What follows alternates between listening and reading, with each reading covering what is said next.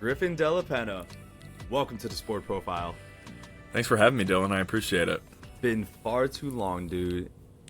I'm super excited for this conversation, and we were talking a little bit beforehand about your podcast, so I really want to pick your brain about that a little bit.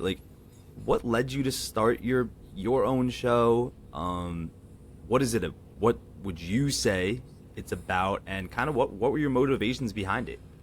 Yeah, I think overall, in this ever-changing landscape of sports broadcasting, social media content, whatever, I've been thinking of other ways. How could I continue to gain more experience at the end of the day? And I think podcasting is an avenue where it's not like a traditional 9 to 5. I have that covered right now. So in my meantime, Lucky. I can... Well, yes, I am very lucky for that. I definitely am. That I now have the ability to, when I have free time, talk to people in the industry. And I think our shows, at the end of the day, hold somewhat similar parallels in talking to some people who are in the sports industry in general. And ultimately, I just want to have a platform that individuals who are athletes, coaches, broadcasters, whoever, can tell their story. And I think a lot of what's out there in the traditional media is, and it's needed, are podcasts that are very more basic level. Whereas for this, I do want to cut down a little bit more and talk about some of the, I would say status quo things that we don't talk about. How, as a broadcaster, you can deal with adversity and rejection, and how that ultimately gets you to a different point in your career. So, and same with athletes. I think it's all similar at the end of the day, and getting it off the ground has been great. I told my story in episode 1 and how I started this career, and it was really uplifting for me as well, and it was almost therapeutic in a sense. So I'm excited to see where it goes. Yeah, man, it's awesome. I mean, listening to that first episode, I can tell how just genuine you were, and also, just from talking to you and getting to know you, that wasn't it didn't seem like that came easy. No, yeah, Recording definitely. that first episode. Yeah, it's hard to be vulnerable like that, and as somebody who, thankfully, up to this point in my life, has never really had any mental health struggles, it's very difficult to put yourself out there in a frame of reference, not even just in your career, that some people could judge you differently for that, and then your mind can kind of start going a lot of different ways, or the people that you've known your entire life and how they could maybe look at you differently. Those were all things that were kind of going through my mind. But at the end of the day, if I can help other people who are experiencing similar things, even if they're not in, the sports broadcasting landscape either, because everybody deals with this sort of stuff, that I'm doing the right thing. So Yeah, absolutely. I mean, one area I guarantee you're touching is, young people who are experiencing pediatric cancer. Because you did, 17, 18 years ago. And you're in remission now, you're cancer-free, which is amazing. And I think you just celebrated an anniversary quite recently. Yes, June 1st every year. That's one of my favorite days, on the calendar. And thankful to continue to have great health. And it is something that I've been very passionate about, in my own life, of trying to help other people and families who go through that, because I know how it impacted not just my parents. I have an older sister who's 4 years older than me, and that played a tremendous impact in her own life as well, going through a brother and trying to navigate that sort of space. So certainly something that means a lot to me, and again, doesn't deal with my day-to-day, quote unquote, with broadcasting, but another huge passion of mine in my life. I was gonna say, even though it doesn't impact your day to day with broadcasting, do you still see kind of residuals from that experience in your life? I guess how it's shaped your mental state, and obviously who you are as a person. But do you still kind of see those residuals from that experience today?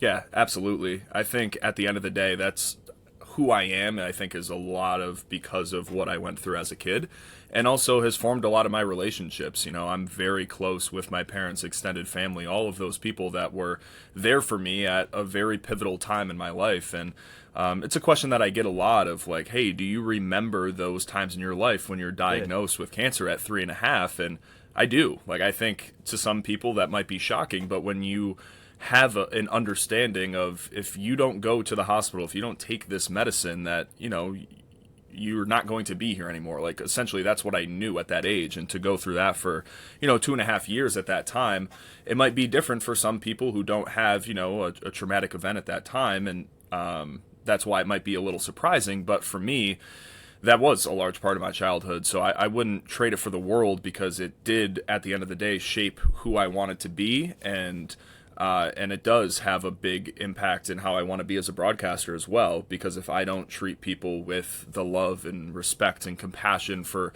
other people, then that's really, at the end of the day, what I want to be known for. Like, being a great broadcaster is awesome. That means a tremendous amount to me, because your quality of work is going to get you jobs and keep you in the door. But if I'm not known as somebody who others like to work with or be around, and somebody that is genuine in everything that they do, then I'm doing something wrong. So that's kind of how I try to live my life, and specifically in my work experience from here on out. Yeah, absolutely. And I mean, I've known that about you for, shit, as long as we've known each other. But you mentioned something before that was kind of interesting. Like, being so young, you said you do remember it, and it was all that you really knew. I don't know anything from when I was 3, really. Why do you think you still remember it now to this day, all those years ago? Yeah, that's something that I've done a lot of thinking, like, as I've gotten older, why I have those memories of being in the hospital. And I think it just is a sense of, I had to grow up very quickly. Like, I've always been somebody growing up of like, wow, you're so mature for your age. And it's like, I think it boils down to those years of my life when you're dealing with a lot of things that kids at that age, or even just kids in general, don't have that conception of life or death, or seeing the strain that it puts on your parents or your family, and things that, again, are completely out of your control, but you somewhat have a little bit of guilt over, because how that's impacting the ones that are closest to you. And that's something that, I still deal with to this day. I thank my parents constantly, and everybody in my family, for what they were able to do for me that time, and the sacrifices that they had to make for me, so that I could live a happy and healthy life. So I would say that's probably why, like, at the end of the day,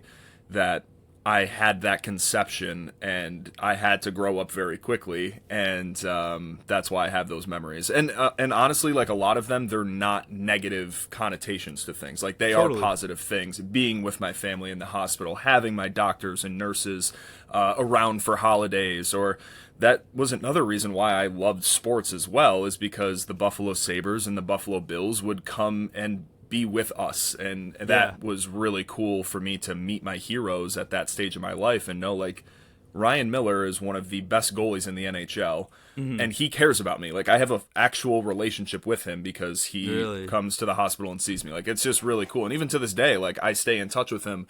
No way. Because of that. So yeah, it's a really unique experience for sure. Oh, that's incredible. I did want to ask also, like, how are you doing from you? I know you recently had, like, a spinal surgery like a year or two ago now. I have no concept of time, so forgive me if I'm off.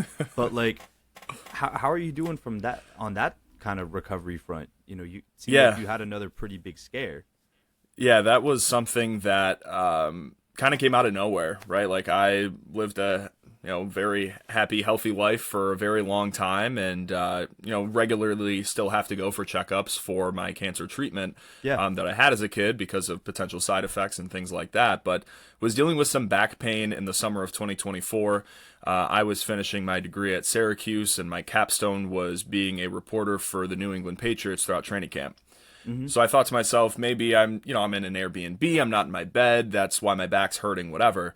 Long story short, right around this time last year, it was a year ago on Saturday, after getting some tests done, some MRIs, found out that I had a spinal tumor that was growing. They didn't know why. They didn't know if it was related to my previous cancer diagnosis, and there sometimes are links with that.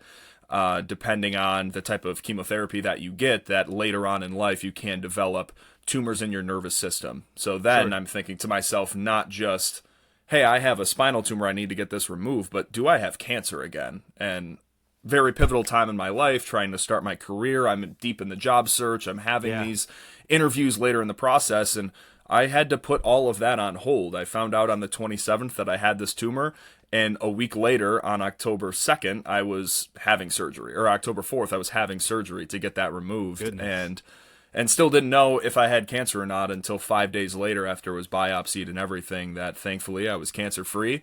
And it's something called a schwannoma tumor, that it's a bunch of dead nerve cells that just over time kind of build up and make a substance, essentially. And it was like probably this big, located in my spinal cord, which there's not a lot of room in there for that to happen. So that's why it was causing the tremendous amount of pain, because it was hitting nerves in there and stuff. So very thankful that it got removed, and my recovery was throughout the winter.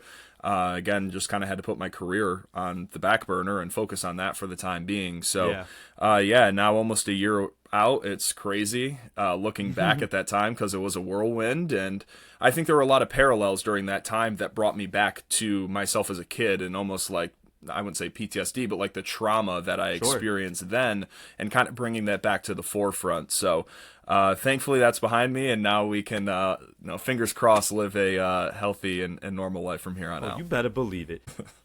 Yeah, I mean, listen, it seems like you've been doing everything under the sun with the CAA.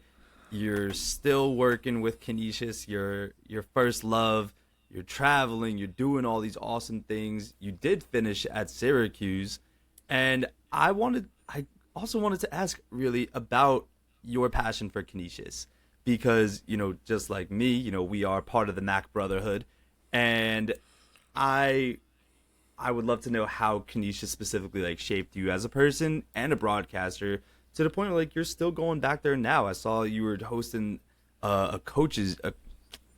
the Coach's Corner episode recently. And I know you just have a big passion and love for your alma mater, like I do.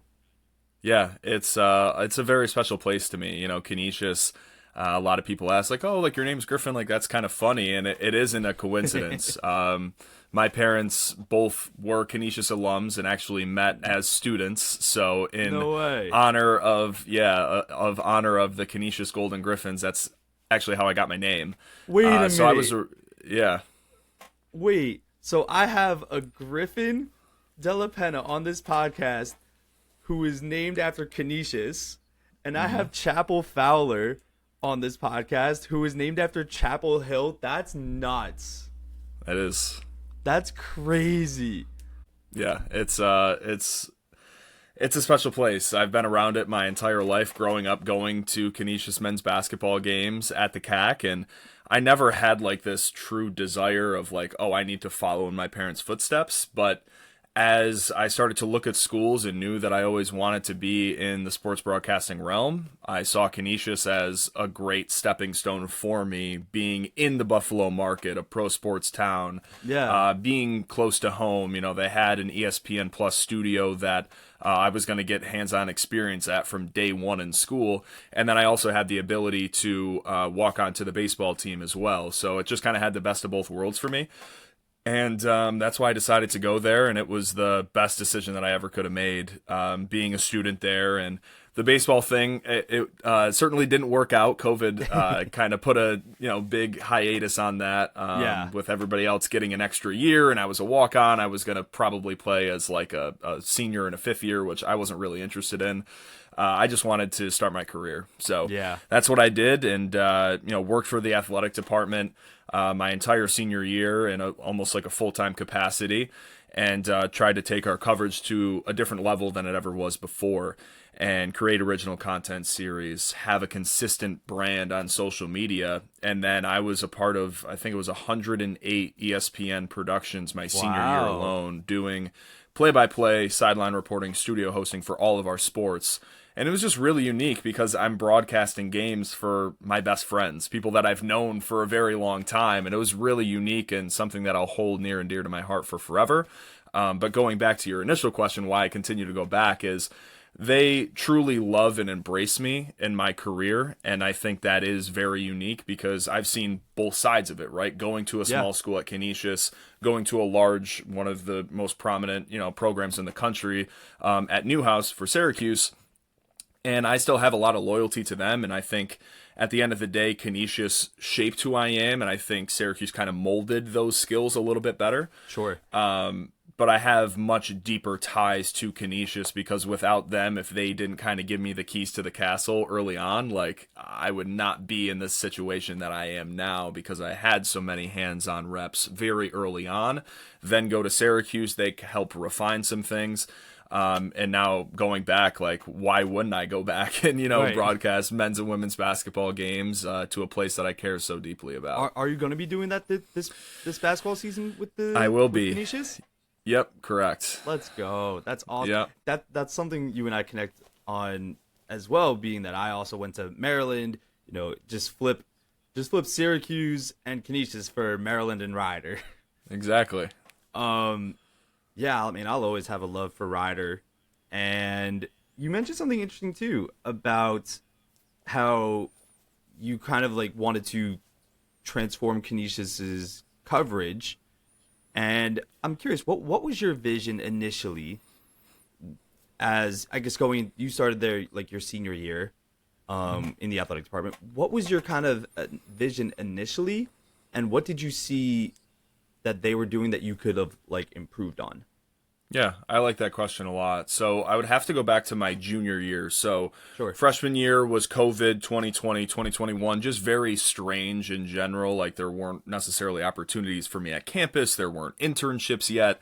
So going into my junior year, I had a year-long internship with Pagula Sports and Entertainment. They're the managing group for the Buffalo Sabres and the Buffalo Bills.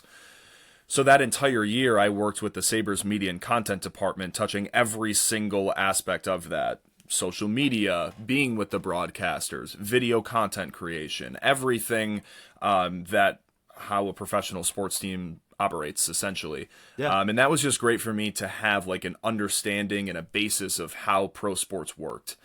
So then going into my senior year, I looked at that experience and thought, well, how can I build on this? How can I apply all of those things that I just learned and take it to a next level? So it was right around like the 4th of July before my senior year.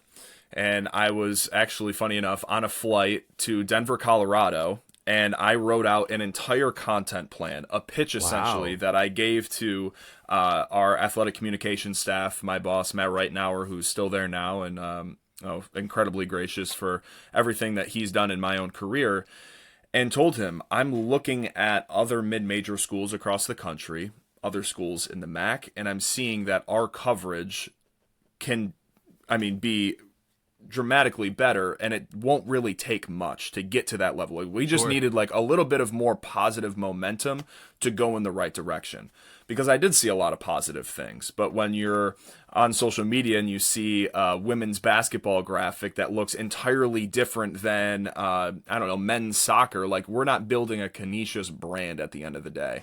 Right. So instilling things like that were very critical for us. And then just additional content. Like when you're at a smaller school, you don't have a bunch of students that you can use for day-to-day life, right? Like, yeah, they can be interns, but are you going to trust them, again, with like the keys to the castle for these large-scale things? So it does Right. take a little bit of intuition, positive momentum, people that also believe in what you're saying. Like that was a big part of it too. Like they trusted where I was coming from. Yeah.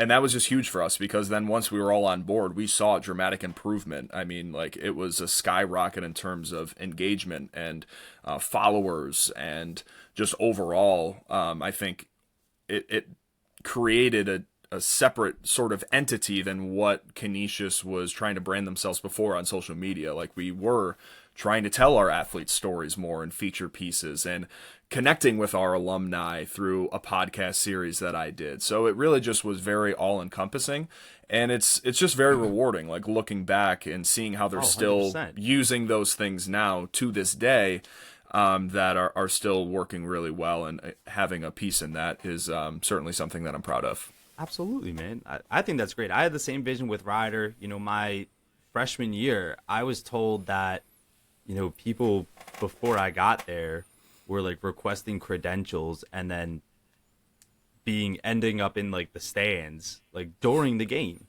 And it's just like that's not what I would want to have happened. Like I wanted to try to transform the program to, my vision was kind of like doing what Quinnipiac does. Their program, as you know, is one of the, most expansive in the conference. And I kind of looked to them. And now, you have so many other, schools within the conference who are doing that, like the Canisius, like Ryder, and like everybody else in the MAC. And something I wanted to ask you is, did you see what I think it was UCF did recently with, they took a Ring camera onto the football field? You did? Yeah. Going off that, what was the most unique thing you did to create content in your entire career? That's a very interesting question.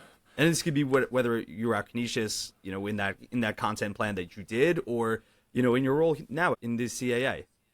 Yeah, I would have to think it was probably during my time at Canisius, because I think it's very important to showcase my personality in all of my work. But there I had, again, like no parameters. I could kind of do whatever. So I would have to say... We love no parameters. Yeah, I would say that for one of my episodes, so every single week I did something called Around Canisius Athletics. And it was important for me that we featured all 20 Division I programs and gave them, the coverage that they deserve, because I think most athletic departments, they kind of just focus on those more premier sports. Yeah. And some of the other ones, they weren't getting noticed. And I was friends with a lot of people in those programs, and that was something that they told me, like, hey, we would love to get a video for cross country or volleyball.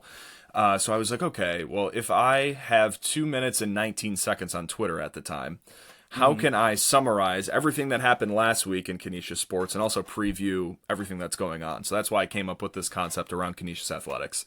And I would do stand-ups all around campus, try to showcase different aspects of, the Canisius community. And I would say probably my Halloween episode sticks out to me the most, because I dressed up that year. Before I got facial hair, I used to get, and I have like the floppy hair that you see right now, I would get like Joe Burrow comparisons a lot. I can see that actually. So that year I actually dressed up as Joe Burrow for Halloween, and it was a big hit with all of my friends. So then I dressed up as him in our Halloween episode, and it was like spooky and different. And that one was pretty creative and got received pretty well. Oh, that's awesome. I know my friend Caitlin D'Alessio would like that, because she's a Joe Burrow fanatic. Have you ever had a conversation with Joe Burrow? I wish. No, that would be pretty cool. I also now get Sam Darnold a lot. We have similar facial hair, so I get him a lot. I used to get the Joe Burrow comparisons, but now it's like almost every week. It's like, hey, you look like Sam Darnold. Really? I hear that a lot. I don't know if it's like the side profile or what, but I never heard anything about him until last year when he was back in the spotlight again. Yes, with the Vikings.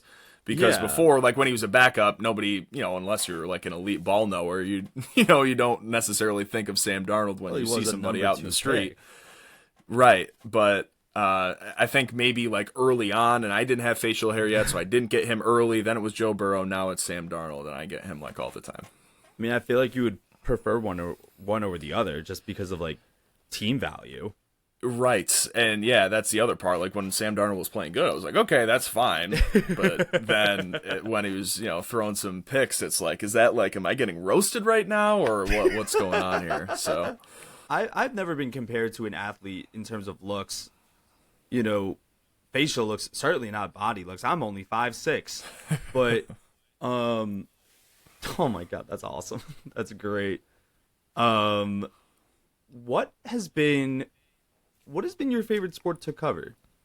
And I'm curious also about like, your preparation, which I'll ask you about in a little bit, but like, do you have a particular favorite sport? I know hockey's very important to you, just because of your, you've had a lot of internships in that space. You were a former baseball player, and you also love MAC basketball. Yeah, I think all three of those ones that you just mentioned would probably be at the top of the food chain. Sure. And I think I like them all for very different reasons. Like baseball to me is just, it just has that luster to it. Like I just love it as a consumer. But it is a grind. Like if you're going to just dedicate myself for the rest of my career in baseball, like that is a lot, and that's essentially the only thing that you can do. Whereas if right now when I freelance on the side or in my current role with the CAA, I get a little bit of everything, which I kind of like as well. So basketball is certainly a passion of mine. Calling games, being a sideline reporter, it's just always something new. And I think the landscape of where college basketball is right now, you're dealing with essentially a different team every single year at the mid-major level or even at the Power 4 level. So I think that kind of keeps things fresh and fun, and there's always a lot of storylines with that. I think even more so at the mid-major level. 1,000%. And then hockey, I would say I have my most professional experience in, not just in the Sabres organization at the top of the food chain, but also their AHL affiliate, the Rochester Amherst. I'm a part of their TV coverage all season long for them as well. So love hockey, but I would say that the two that are fighting for pole position would have to be basketball and baseball. And correct me if I'm wrong, you're in the process of doing the stadium tour. You've seen a bunch of baseball stadiums in your life, right? Yeah, so that is a goal of mine at some point in my life. I'm getting pretty close. Where are we at now? Halfway. I think so. This summer I hit a lot. I hit I think 4 new ones, and then some other ones that I've been to before. So I think I'm at 18 right now. Okay. Yeah, I would have to go back and see, but I just went to Chicago, knocked off 2, which was great. Went to Detroit. That was another good one. And really the only thing like on the East Coast I have left, I've been to DC a lot. I've never been to a Nationals game. But other than that, now I need to really hit like the West Coast and, you know, the Midwest, are kind of my next 2 stops. But yeah, I'm getting there. I'm over halfway, which I think is, amazing. Pretty solid. Yeah. Yeah. Nationals Park is a great time. I've seen a Bruce Springsteen concert there, and I've seen 1 or 2 Nationals games. That were, you know, it's a good ballpark. It reminds me a lot of Citi Field just because it's like very modern. Citi Field's on your list, right? Like you don't need to check that. Oh yeah. Yeah, I was gonna say that. Easy. Yeah, great ballpark. Were you ever at Shea? I was. So I went there the final year. Okay, in 08. I saw. Yep, in 08, it was against the Mariners. My godfather, he's a huge Mets fan. We were already in the city. Great guy. And he wanted to go see a game. So I had seen Shea. I also saw the old Yankee Stadium too, but I don't count them in like my current, rankings or in that, ballpark number. And then also in Buffalo too, when the Blue Jays played here all summer long. That was a pretty cool venue as well, but I don't count that sure. in the 30 I was going to say, well. yeah, you can't count that. Exactly. Like so many people do it. I feel like there's some, and correct me if I'm wrong, I haven't done it, but like, are there certain rules or are you just going as you go? Just going as I go. Like, I feel like, just to be like, facetious, like I feel like there should be rules. It's like, hey, if a team plays here due to something, you can't say you saw that ballpark. Like you can't say you went to the Rays ballpark this season. Right. I would say that too, because I went to the Trop last year for the first time, but because they don't have that stadium. Exactly. I'm with you there. Yeah, you can't count even with the A's. Like I can't count the A's right now when they're getting their ballpark redone too. So we're on the same page there. Right. Like, but if you were at like Oakland Park, I forget the name of the prior park where they played in Oakland. Like if you were there, like yeah, count it. But like you can't count that now. Right. It's funny because our mutual friend Pete Janney took me and some friends of his to an NYCFC game at Yankee Stadium, and it was my first sporting event at Yankee Stadium. And I'll always find it ironic that my first sporting event at Yankee Stadium was not a Yankee game. Yeah, that is interesting. It was also my first MLS game, so I could check that box off. But I cannot say I've been to a baseball game at Yankee Stadium. You're definitely in a very small percentage of people that can say the same thing. Yeah. It's so. Do you have a kind of a thought of what your next one is going to be? Yeah, I've looked. The year of COVID, I was going to go out to Arizona, but that trip got postponed. Sure. So I'd love to get back out there. It just has to be strategic, right? Like if Okay. you want it in the So there same is some trip, strategy try to to. I guess in terms of like location, but it's not like, oh, I need to do these two at this time. And there's some people who like have a bus tour for like 2 weeks and do a part of the country. Yeah. But there are some ones where like you could theoretically knock them off. Like a lot of the Northern California ones, like you can do a San Francisco and an Oakland in the same, or some of the other Midwest ones, like you can make a Kansas City and a St. Louis probably work too, right? So those are my next sort of thoughts is like, what other cities, one, do I just want to see in general that I haven't been to? Because it's a great way to like actually see the entire country. Absolutely. With this kind of journey. So yeah, I need to maybe hit the drawing board and see where I'm going to go next. Yeah, for sure. Something I wanted to ask you back to like broadcasting a little bit is like, about your preparation. Like you've worked in athletic media departments before. You've also been on the media side as a broadcaster. I mean, you still are. But something I'm curious about is how much you utilize the game notes in your preparation, and also what specifically about a game note would stick out to you. Do you like more of the satirical ones where it's like, this is the first time ever X, Y, and Z happened when it's 40 degrees outside? Or do you like the more serious game notes that like something when nobody would ever really pay attention to? I would say that an area where I feel like I could kind of maybe stick out to other people who are in my age group or broadcasters in general is like I do take immense pride in my preparation. When I look at my spotting boards, there is nowhere else that you can put anything else that's legible. I'm sure. And I have it kind of down to, I wouldn't say a science, but just something that works for me because it's different for everybody else. 100%. Where I have a million of these Sharpie S gel pens that are different colors, and different colors signify different things to me. So when I see that color in my brain, it means something else. Right. And I automatically know what it means, or different color highlighters on there as well. But I would say in terms of a game note, the thing that I'm always looking for is a stat that as a consumer, when I'm reading it, makes me think, oh, wow, that's unique. That's different. That is something that you wouldn't hear if I'm on ESPN Plus and scrolling through games. I'm not going to hear that again tonight. Right. But I think a lot of that also comes in through the conversations that I'm having before the games with coaches and players, and you get a lot of those more human interest side of things away from the game notes. But I'm a huge proponent of game notes. I know that some athletic departments have started to put emphasis on other areas of the job, and you kind of have to now in the social media landscape. But Totally. There's certainly a big need for them as a broadcaster, because there are teams that you're only going to see once a year, and you need to, in a very short amount of time, become an expert on that team. Yeah. And regardless of the level too. So it's something that I take with immense pride, is the preparation part. I just find it fun. It's like kind of a game that I play inside my own head of like, how can I find something that a consumer is going to say, oh wow, that this guy knows what he's talking about. That's kind of how I frame it in my head. That's a good way of thinking about it. I like that. I haven't heard that one before.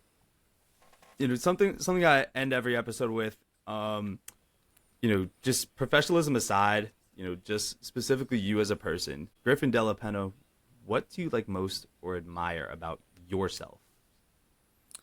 I would say that I admire my work ethic overall, right? When adversity has happened at any point in my life, I've been able to rise above that in pursuit of whatever goal is in front of me. And I can apply that, like you just said, to any area of my life. If it is professional, the road bumps that have happened with that, dealing with how do I take that next step to get to my ultimate goals, and what I'm dealing with right now. Or as a friend, as a brother, go down the list, anybody who is close in my life, that I'm going to do whatever it takes to be somebody that can be relied upon. And whatever hardships have came in my life, that I've came out on the other side. So I think a lot of that is through hard work and dedication and something that I do take pride in myself. I like that question a lot. I like that you do that, Dylan. Thank you, man. Yeah, for sure. Dude, it's so awesome to talk to you. I really appreciate it, you sharing your story with me.